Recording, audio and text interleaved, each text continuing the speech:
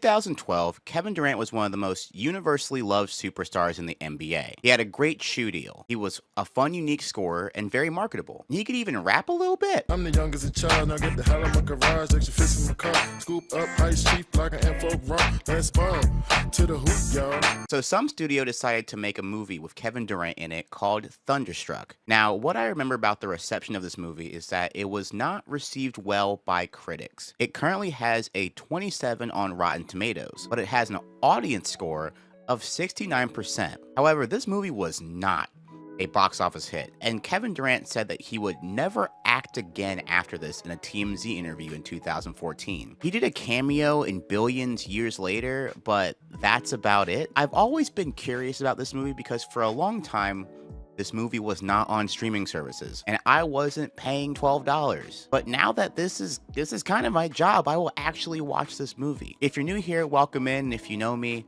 welcome back. Thank you guys so much for liking, subscribing, commenting, interacting with the video.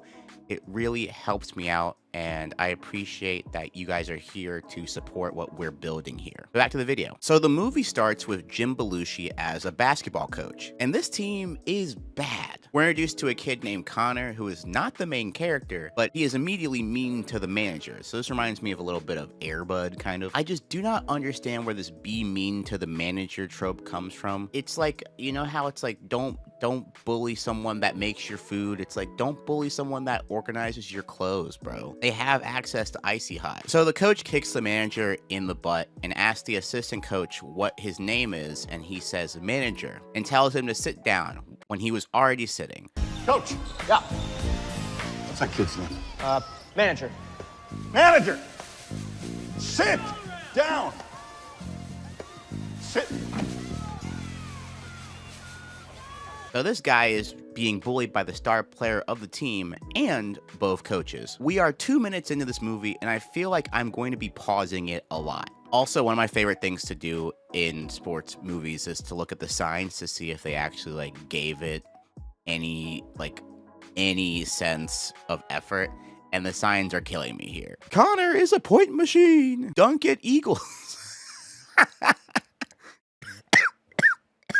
So this manager kid obviously has hoop dreams and does what every kid does after school. Watch Kevin Durant highlights while talking to himself out loud. I could do that. So we get a montage of the kid playing basketball at his house, and the funny thing about this montage is that if this basketball hoop had been here the entire time, you should already know what you can and can't do. I think that that's pretty standard. You should know what you can and can't do. You hoop all the time, allegedly. Also, I didn't know this at the time, but my new favorite thing in sports movies is when someone has to pretend that they're bad at a sport. They have to pretend that they're actually bad. I have no notes. I have no notes for this. Anyway, the main character has a tech nerd friend who just wants to hack things, and Brian has a new crush. You know, typical high school stuff. The main character wants to talk to this girl that he likes, and then all of a sudden, Connor puts a video of him on the school TV of him trying to dunk. The whole crowd makes fun of him and calls him hang time. I just want to say that I'm recording this script maybe a month and a half after I wrote it, and it's just hitting me how truly just messed up that is. Like, unprovoked too. What possessed Connor's mind? Just be like, yo, it's lunchtime, but you know what I want to do?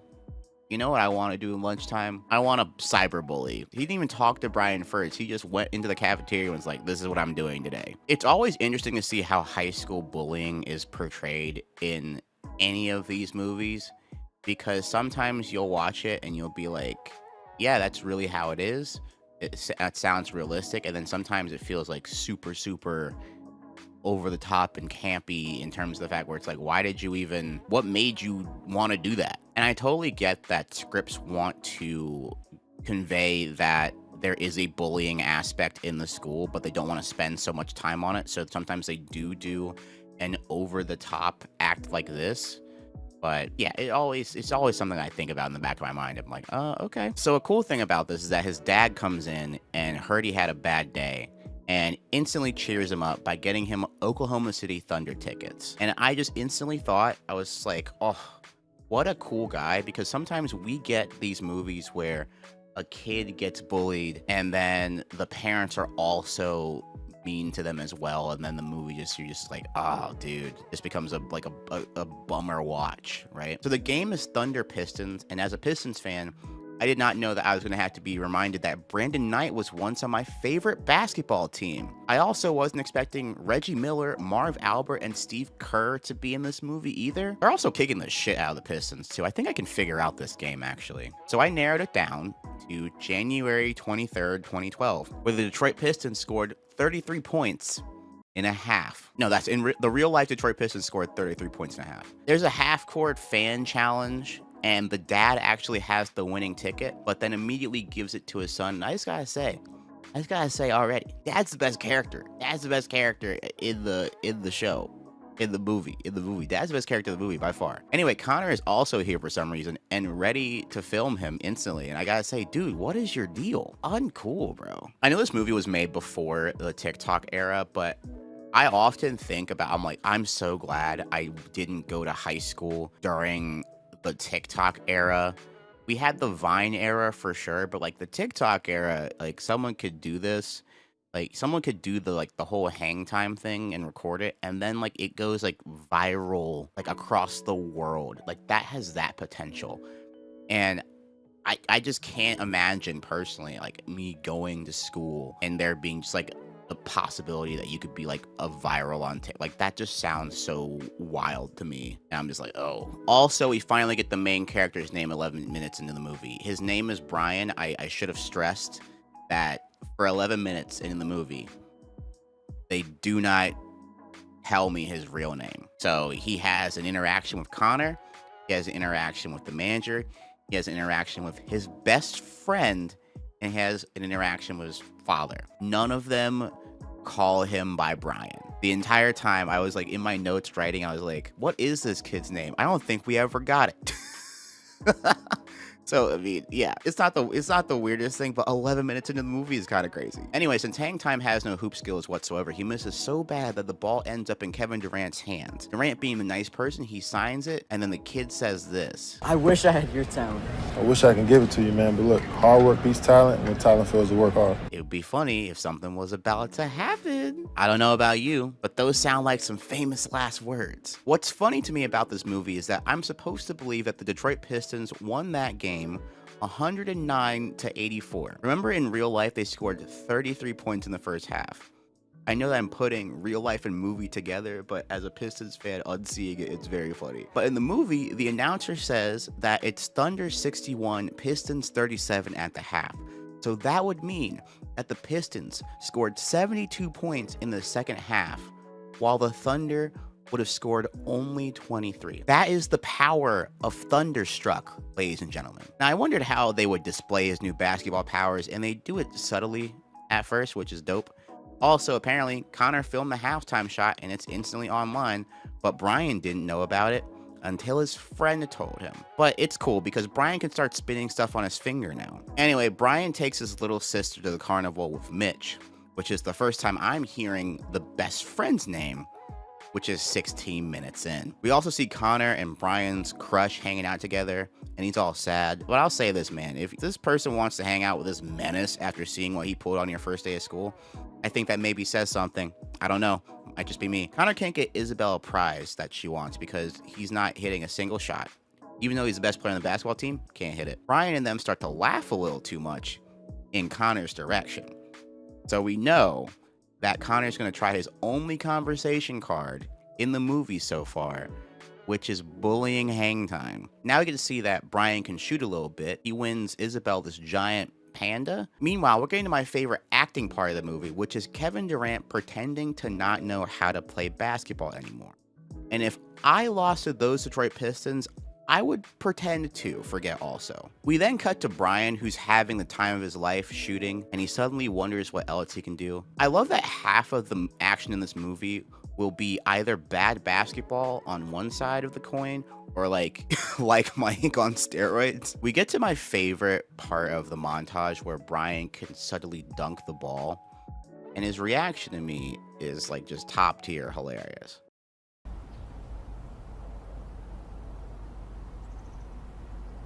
I can dunk? Oh, I can dunk! I can dunk! I can dunk! Oh, guys! Guys, I can dunk! Dad, I can dunk! We then cut to practice where Brian just shows up. Brian just shows up to practice and he's like, yo, I can hoop now.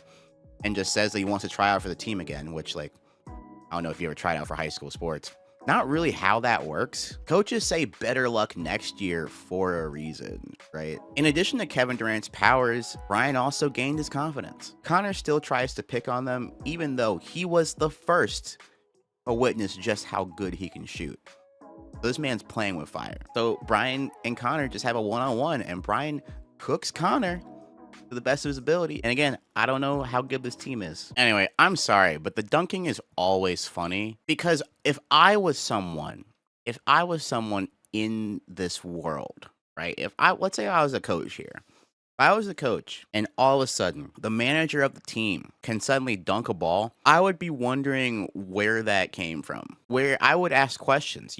Don't you have to ask questions? You have to ask questions because we literally saw you 24 hours ago. If I was Connor doing this, I'd be like, yo, you could hoop this whole time? Was this the longest long con in history? Because that's kind of, that would be how I would be thinking on it. Because it's like in the anime, the Death Note, like L has to figure out what happens and then also at the same time, like prove that like magic exists at the same, that's what that like kind of feels like. You have to, in this movie, you have to like also believe in magic at the same time while figuring out what's going on. With his newfound powers, Brian ropes Mitch into filming another stunt where he says a line that actually made me laugh out loud.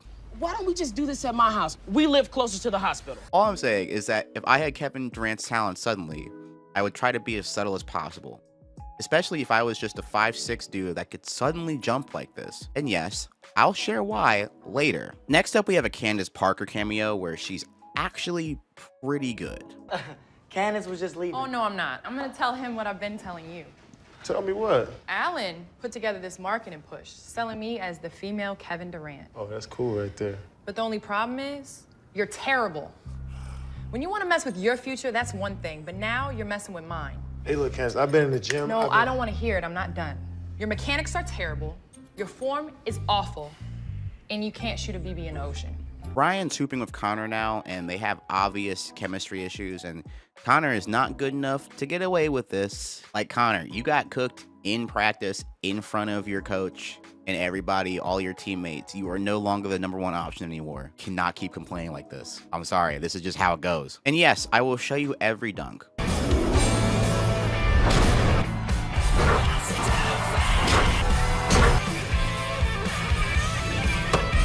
I love how the opposing coach immediately goes to the scorer's table and goes, brother, who is that? And you have these montages are top tier. I'm howling. And what I love about this part is that he's still friends with Mitch. Usually when a person starts to get too full of themselves in these movies, they immediately kick their best friend to the side and it becomes like a subplot. So I'm glad that this hasn't happened yet, and I might eat my words. Another great thing is that the Inside the NBA guys are in this movie. And I'm sorry, but this is some of Charles Barkley's best work. I literally was laughing out loud during some of these parts of the movie. So what is wrong with Kevin Durant? Well, I can't tell you what's wrong, but I can tell you what he's doing right. Nothing. He's terrible. Absolutely terrible tonight. So I know that a lot of people made fun of this movie, but I'm actually not having a bad time, and we're a ways in. Like, I'm like, okay. Yeah, all right. Like, I'm laughing out loud at some parts, bro. I also want to just say that I'm not one of these, like, film bros or whatnot. I can enjoy myself. It takes a lot for me to not have a good time. Like, the movie has to be bad and boring. Like, a movie that is nothing is way worse to me than a movie that's, like, trying something and actually bad. NBA and TNT goes to a last 4 games stat where Kevin Durant is 3 for 67 from the field with 43 turnovers. I'm just now realizing that this is where the meme is coming from, and I had to unpack that in real time because I did not know that. 43 turnovers. In real life, Kevin Durant has only had double-digit turnovers in his career twice. I want to believe that this Inside the NBA scene was all improv because it sounds too much like them. It doesn't sound like someone wrote this for them. So tell me this. Specifically, what is he doing wrong? Well, I mean, Well, it's his mechanics. Yeah, he's playing. No, I don't think it's a mechanic. I think he's playing like a mechanic. He's hanging out. Come on, man. Look at that. Hanging out with that backpack. Kevin Durant's agent is trying everything in his power to get KD his talent back. Even KD's mom makes a cameo, and I'm telling you that all the cameos that show up in Thunderstruck are fun little surprises. The play-by-play team was a little stiff, but everyone else doing great. KD can't catch a break. He can't even do a commercial in the movie which promotes his new shoes, which are real shoes that were released around the same time of the movie. Interesting. It also just hit me that all of this movie is happening because of a 4-game slump. It's been 2 weeks of bad basketball, and he's the butt of jokes on Conan. His shoe deal is in jeopardy. He's on the cover of magazines in a bad way. Maybe there's a lesson to be learned from all this about how we treat athletes based on their performance, no matter how small the sample size and how volatile it gets. I don't know. Anyway, well, the agent is late surfing the TV and sees the TV spot about how good Brian is now, and connects the dots because basically the anchor basically spells it out. He must have stolen Kevin Durant's talent that night. If so, the Thunder fans hope he gives it back. Oh, KD, where is he, right?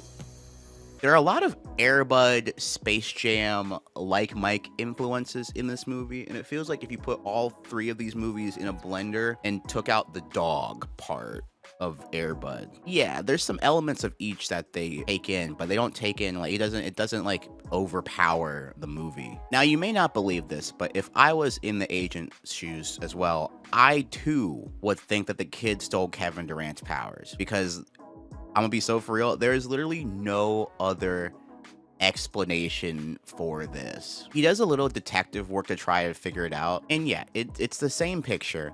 And this guy is silently dropping 52 points. 52 points, brother? Yeah, no, I would come to the same conclusion. Anyway, Brian's on a first date. It's some backstory stuff. Doesn't really pertain to this movie review.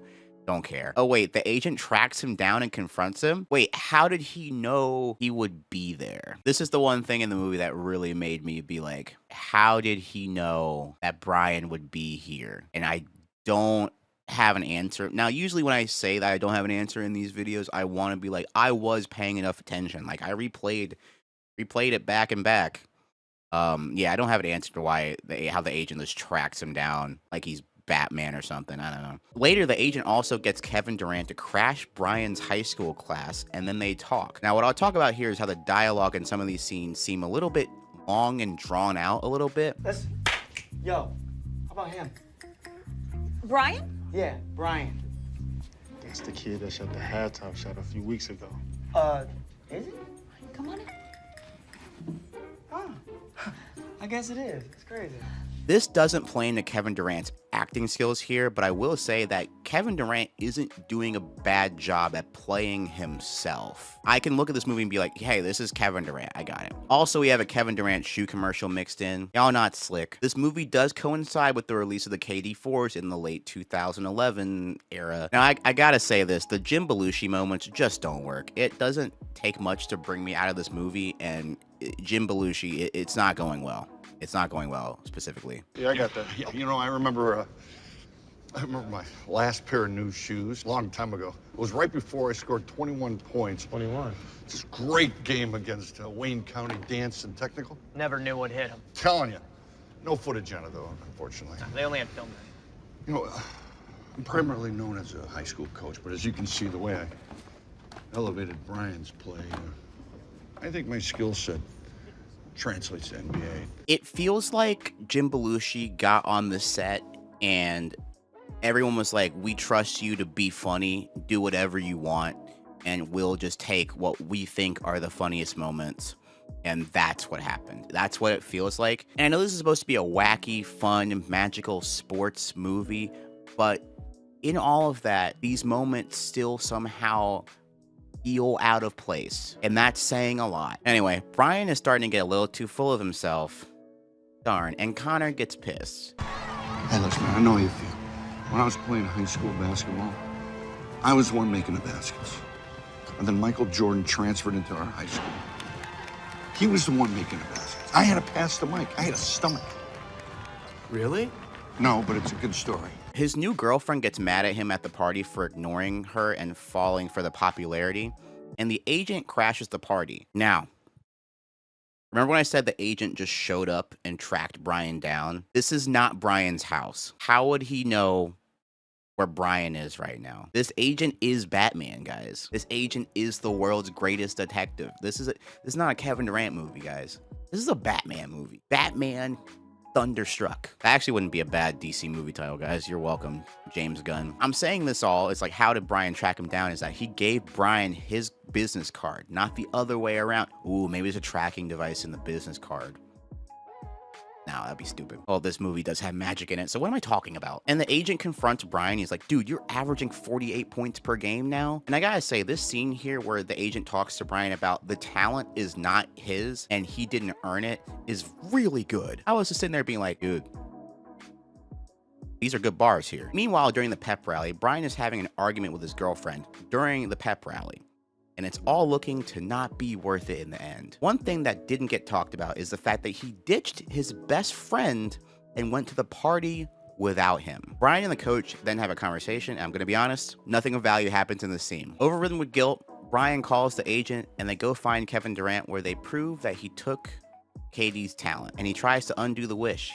He's trying everything. They're even using the taser. Doesn't work. Brian then apologizes to his crush and tells her the secret of the Kevin Durant no jutsu. Anyway, through the footage, he seems to solve the problem. Wait, we're gonna watch that again, right? There. Did you see that? Did you see that? What? That's it. How did I not think of it? That's it. That's it. But as he runs away to bike towards the arena, I don't have any idea at the time, and I guess it was hitting the mascot that does the spell, because, and I thought that was a reach. I thought. He bikes into the arena, but no one runs after him.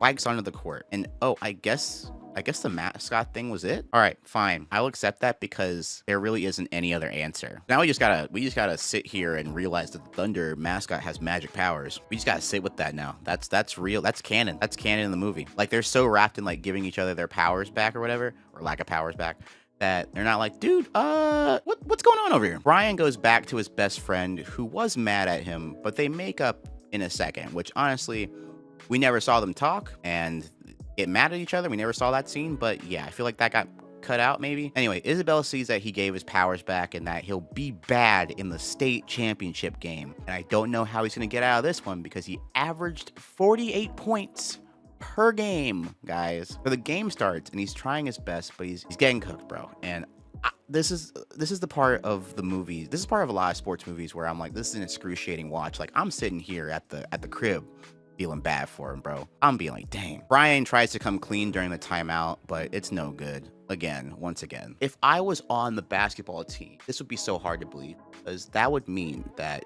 you stole Kevin Durant's basketball skills. You figured out the method to stealing those basketball skills. You gave them back before the state championship game. This is like if the commercial where it's like, I touched the ball, coach, was a movie. I'd be like, bro, you couldn't have waited. You couldn't have waited like 24 more hours. The Thunder are in the regular season, bro. I touched it. I touched the ball before it went out, coach. I honestly think, you know what? I'm gonna say this. Even though the agent was like, this is not your talent, I still could have thought that you could win the state championship and that's still a happy ending. I don't care. I don't care, man. Sometimes I like my expectations to be subverted. So again, Brian tries to come clean during the movie and nobody believes him, which fair. You have to admit that magic is real mid-game. What's going on? You're not playing like yourself out there, coach. Who's he playing like? Not himself, coach. Not yourself. Yeah, actually, I am, coach. No, you're not. I'd bench me. What are you, nuts? You're the best player on this team. You're the horse that got us here, and we're going to ride you home. All right? Now go out there and do anything that doesn't suck. All in. In the fourth quarter, Kevin Durant and the agent show up. So Brian is like, he suggests, hey, how about a full court press? And they start coming right back. And I'll say right here that these passes that Brian is making are pretty good for someone that supposedly sucks at basketball. Also, wait a minute, number 22 could dunk this whole time? Connor, were you ever the best player on your team? Anyway, 14 seconds in, uh-oh. Wait. Shoot it!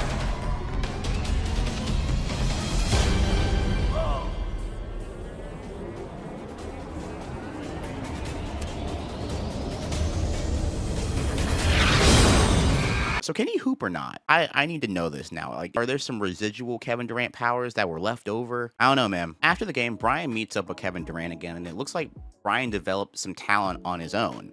They play one-on-one in the movie end with a KD Force commercial, basically. This movie confuses me a little bit because while it is a short movie, it feels like it could have been shorter, but it also feels like there's stuff missing as well. There's a lot of dialogue that just runs along too much to the point where I'm just sitting there being like, get to it. A lot of the Jim Belushi scenes where you can tell that he thought this would kill. He thought it would be funny. And maybe because I'm 29 and the jokes didn't land, that's fine. But there also are times where the jokes aren't for kids either. For example, in one of the last scenes, the assistant coach just straight up rips off the Hoosier speech, and it's supposed to be a laugh. Forget about the crowds, the size of the school, their fancy uniforms.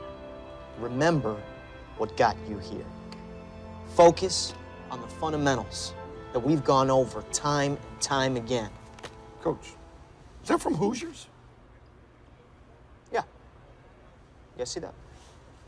Oh. Well, then I got nothing. Hoosiers was made before Kevin Durant was born. Outside of the Jim Belushi flat jokes, no one is outright bad in this film, all things considered. Kevin Durant was playing Kevin Durant, a chill guy that we all know going into the movie is a chill guy. And it feels like this is just a tough ask for a chill guy to play himself in what's supposed to be a wacky, fun Christmas movie. As a chill guy that does this for a living, I could totally relate. It's hard to force excitement and over-the-top theatrics on a person. Kevin Durant is also only 23 in this movie. It had me sitting back during this movie wondering if this movie would be way better if it was Russell Westbrook who was the lead instead of KD. Westbrook seems like the more upbeat and energetic player of the two of them, both in 2012, all the way up until now. I know that this movie was a long way of saying that Kevin Durant had a new shoe deal out, but I feel like Russell Westbrook would have been a more seamless fit. Anyway, it's time to drop my top 5 character actor ranking. At number 5, Brandon T. Jackson as the agent. He's doing the best that he can with the script, and while I thought he'd be an annoying agent style of character at the time, it's clear that he was giving it his all during this movie, and when it was time to get a little bit serious, he was very good. Number 4 is Kevin Durant. I often grade athletes on a different acting scale because it's such a different type of work to them that they're used to, and I feel like playing yourself is harder than it looks. Number 3, Taylor Gray as Brian. As someone that played high school basketball, Gray did a great job at trying to pretend that he wasn't. With him being the main character in this movie, I think that he does a good enough job with what he was given, which wasn't much, but he made it work. Number 2, William Ragsdale as Brian's dad. This really had nothing to do with his performance, but I was really happy to just see good parenting on the screen. Him winning the ticket and then giving his son the chance to shoot a half-court shot was a great moment, and I was like, yep, I like that. That's cool. And last but not least, Laramie Doc Shaw as Mitch. More known for his role in House of Pain and Sweet Life on Deck, it was clear that he had been used to these styles of cheesy kids movies.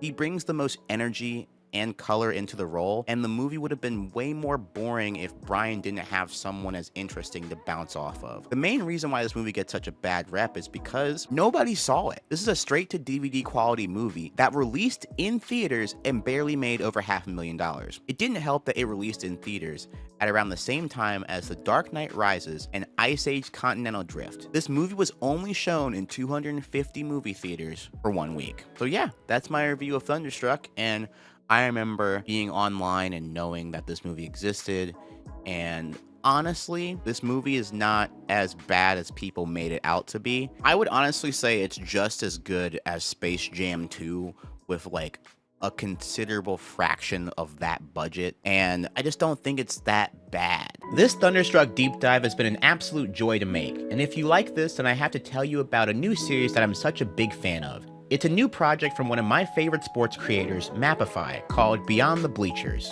Beyond the Bleachers is a series that takes an in-depth look at the differences between the geography and impact of stadium locations, answering questions like why European stadiums seem to be way more publicly accessible, but American stadiums are way bigger, investigating the differences in stadium cultures and things like that. It's a fascinating multi-part series that the sports fan in you would love. I'm sure of it. Beyond the Bleachers can be found on the best way to watch my content, Nebula. Nebula is a creator-owned streaming service that I'm proud to be a part of. It's the home of top-tier ad-free and sponsor-free content from some of the best creators in the world, and it's the sponsor of this video. Right now, Nebula is offering 3-day free trials. That's 72 hours to binge all of what Nebula currently has to offer. Absolutely free. Go to the link in the description or scan the QR code to get Nebula today. A nice portion of that money will go directly to me as long as you are subscribed, which will help me up the quality and quantity of content that you'll get from me. Support me and the many other awesome creators today by signing up for Nebula today. Thanks for watching.